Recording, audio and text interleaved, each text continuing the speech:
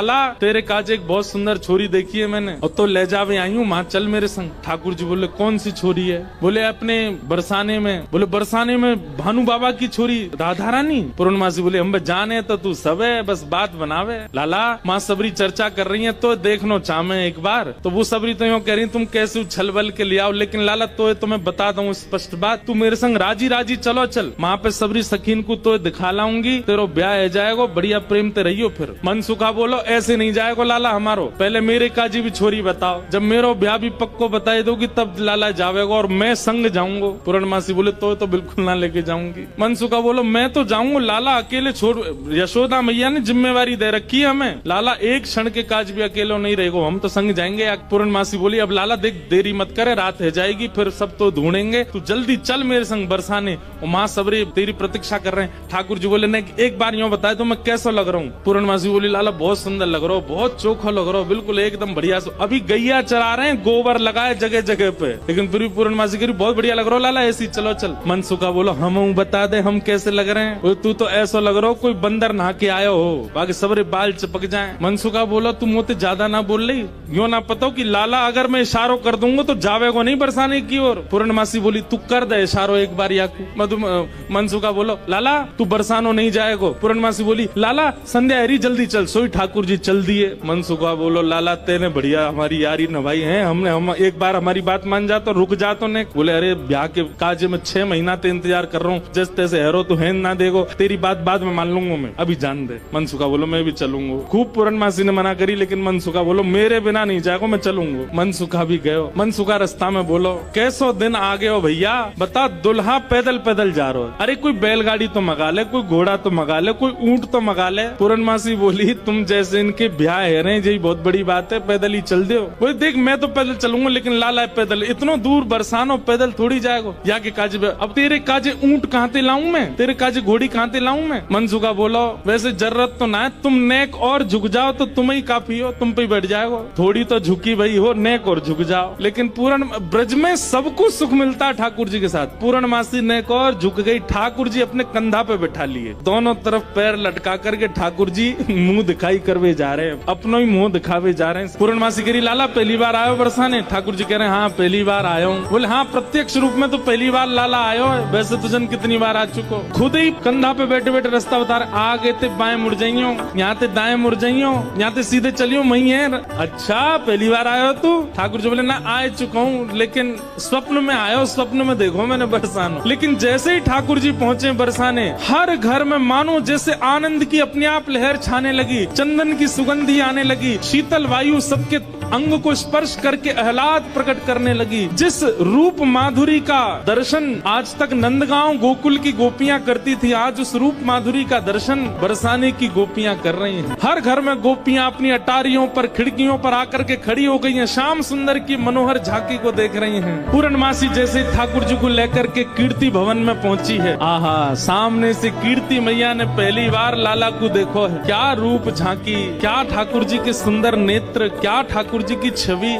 कीर्ति मैया को इतने भागे, मन तो हुआ कि अभी गोद से उतारूं, अभी भामर पड़वा के ब्याह कर दूं लाली को। लेकिन जाए करके जैसे ही पहुंचे तो पहुंचते ही स्वागत ही ऐसा कि अच्छा तो जई है वो कारे कारे कारे काले कलूटे। ठाकुर जी की रूप माधुरी पर ही आक्षेप करने लगी सब। ठाकुर जी को बैठा करके सब सखियां घेर करके बैठी हैं और अब आपस में चर्चा करनी। बीच में मनसुखा भी बैठा है। सखियां आकर के बोली मैया जमाई तो आयो संग में, मुंह दिखाई करवावे आयो संग में, पर ये अपने गांव ते बंदरन ने काई को लिया आयो संग में। मनसुखा बोला हम बंदर ना है, हम लाला के सखा हैं, हमारे कहे बिना कछु ना करे लाला। हम कहें तो उठे, हम कहें तो बैठे, हम कहें तो चले, हम कहें तो सोवे, हम कहें तो खावे। धीरे से देख रहे हैं ठाकुर जी, अब की मान जाइयो अगर कछु कहें तो, पिछली बार तो चल दियो। सब सखियां ठाकुर जी को कोई कान पकड़ के देख रही है, मैया कान तो ठीक है, आके नाक पकड़ के देख रही, मैया नाक ठीक है या की, आंखन में घूर घूर के देख रही, बोले मैया आंख ठीक है या की। मुखमंडल देख रही हैं, हाथ देख रही हैं, पाम देख रही हैं, चलवा के देख रही हैं, चलवा के देख रही हैं। सब गोपी कह रही मैया चाल तो बढ़िया है, लेकिन नेक ऐसी लगे जनानी सी, जनानी समझे, ऐसा लगे नेक नेक कोई छोरी चल रही है का। अरे ना लाला, हमारो जब गैया चरावे जावे तब देखो बिल्कुल ऐसी मर्दानी सी चाल चले, ऐसा मत कहो। सब ठाकुर जी को घेर करके विविध विविध प्रकार की बातें कर रही हैं। एक गोपी बोली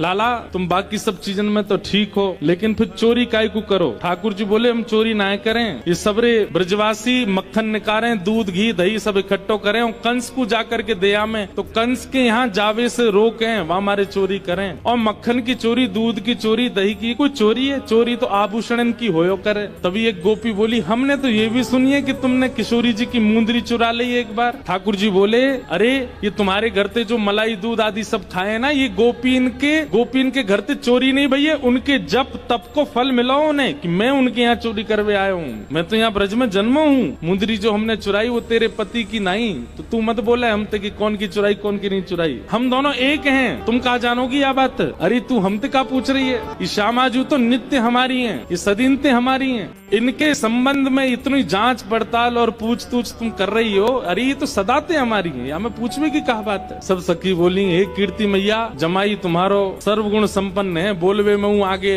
उछलवे में हूँ आगे, चोरी में हूँ आगे, सब चीजन में निपुण है। इतनी देर से बात बना रहे, कभी मनसुखा कछु के, कभी गोपी सब कछु के हैं। सब गोपियां बोली भैया देखो ये मेल बन नहीं रहे हो ब्याह को। बोले क्यों ना बनो? बोले बात यहीं आके अटक रही है कि लाला तुम्हारो कारो है, हमारी किशोरी जी गोरी है। अब ये सबरी ज्यादा ही कारो कारो करन लगी तो मनसुखा ने पकड़े ठाकुर जी के हाथ, बोले चल लाला ऐसी जगह हमें ब्याह ना करना जहाँ पे हमारी ने को लाज नहीं है, ने को हमारी इज्जत नहीं है। ठाकुर जी जैसे ही जान लगे मनसुखा के संग, इतने में ही सब गोपी दौड़ के गई और भीतर से किशोरी जी को लेकर के आई। आहा, अब यहाँ मनसुखा ठाकुर जी को खींच रहा और ठाकुर जी स्तब्ध खड़े। क्यों? सामने से किशोरी जी आ रही हैं। सब गोपियों में और मनसुखा में आपस में चर्चा होने लगी।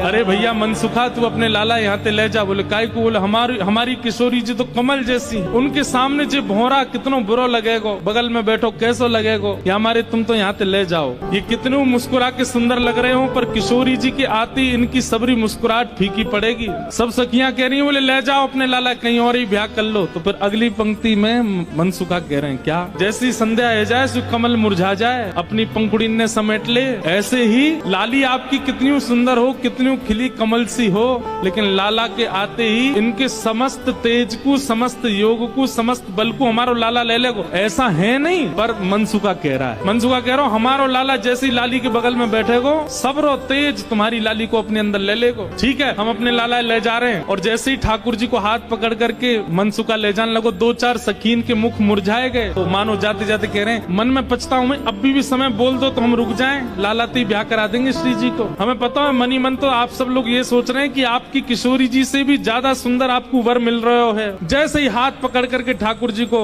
मनसुखा ले जाने लगो, बरसाने थे, इतने में ही सखी गई और भीतर से किशोरी जी को लेकर के आई। मनसुखा कह रहा हूँ मेरो लाला मेरी बात माने, अब मैं कह रहा हूँ चल लाला देख मेरे संग नंदगाम जा रहा है। इतने में सखी सब किशोरी जी को लेकर के आई। ठाकुर जी जा तो रहे थे मनसुखा के संग, लेकिन जैसी किशोरी जी आती दिखी ठाकुर जी तो वहीं स्तब्ध रह गए। मनसुखा खींच तो ही जा रहा हो, ठाकुर जी हिल नहीं रहे, वहां से सामने देख रहे। लाला कहा वे कौन को देख रहे हो? ठाकुर जी तो दूर से ही बलैया लेने लगे, तरण तोड़न लगे किशोरी जी को देख करके। किशोरी जी को देख करके ठाकुर जी तो मुस्कुराने लगे और वहीं स्तब्ध रह गए। किशोरी जी देख के ठाकुर जी रुक गए। सब सखियां बोली हाँ मनसुखा ले जा लाला, नंदगाम ले जा, चल रहे लाला चल मेरे संग। ठाकुर जी बोले तू चलो जा, मैं तो ना जा रहा हूँ, मैं तो यहीं रहूंगा, श्री जी के सन्मुख ही विराजूंगा मैं। मनसुखा बोलो लाला आज तेने मेरी 2 बार नाक कटवाई है, एक तो तेने पूर्णमासी के सामने कटवाई, दूसरी अब सकीन के सामने कटवाई दे। बोले तेरी तो नाक कटेगी, मैं संग चलोगे, मेरो तो संबंधी कट जाएगो, तेरो ब्याह ना है, तू तो चाहे कि मेरो नहीं हो, मैं तो कर गया हूँ ब्याह, तू चलो जा। और वहीं किशोरी जी जैसे ही आई हैं, आहा, सेज पर ले जाकर के किशोरी जी को बिठाया, सुंदर सिंहासन पर किशोरी जी बैठी हैं। और तभी ठाकुर जी बगल में आकर के बैठे। जैसे ही ठाकुर जी आकर के बैठे, सब बरसाने की सखियां, गोपियां, कीर्ति मैया सब नजर उतारने लगी, आरती करने लगी। आहा, इतने सुंदर लग रहे हैं दोनों, आनंद में भर गए सब। ठाकुर जी उपमा प्रकट किशोरी जी के सामने जैसे बैठे, कीर्ति मैया से पूर्णमासी बोली मैया देख लो कैसी छवि लग रही है, कैसा अद्भुत लग रहा है स्वरूप। मैया बोली ना मैं तो मनी वैसे ही चिंता कर रही, वास्तव में ऐसा लग रहा हो कि जैसे मानो हमारी लाली और ये लाला दोनों एक दूसरे के काजे ही बने हैं, दोनों की छवि एक दूजे के काजे ही प्रकट भई है। आहा, ठाकुर जी के बगल में बैठते किशोरी जी कैसी लग रही है, मानो जैसे किशोरी जी तो कोई स्वर्ण की अंगूठी है और वह स्वर्ण की अंगूठी में नील मणि श्री कृष्ण लगे हुए। दर्शन करके सब सखियां, सब बरसाने की गोपियां निहाल हो गई। सब कहने लगी मैया अब तो तुम मुहूर्त मत न करवाओ, अब तो तुम कोई की प्रतीक्षा मत करो, ब्याह कर ही दो, आज लाला सही हाथ पड़ गयो आगे। कीर्ति मैया मनी मन विचार कर रही, बोले विवाह तो मन में तो है ही चुको है, मन में तो सबके भामर पड़ गई है ठाकुर जी की और किशोरी जी की। ठाकुर जी से सब लोग बोलने लगे, बोले देखो रूप में सुंदर है वे ते काम नहीं बनेगो, हमारी श्री जी के समान गुण है कि नहीं तुम्हारे अंदर। मनसुखा बोलो देख लो, जो कहोगे हमारो लाला करके दिखाई देगो, सब करबे में निपुण है हमारो लाला। मनसुखा कहने लगा लाला वंशी बजाए के दिखा दे इन लोगन। ठाकुर जी ने जैसे ही वेणुनाद अपने अधर पर धारण करी, वंशी अपनी कोमल उंगलियों से उसके चित्रों को आच्छादित करते हुए जैसे ही प्राण पिरोए वंशी में, आधे से ज्यादा जितनी सखियां वहां खड़ी थी सबको मूर्छा जैसी आने लग गई। जिन जिन पर किशोरी जी की दृष्टि पड़ रही थी केवल वो बची, बाकी सब तो जैसे मूर्छित होने लगी।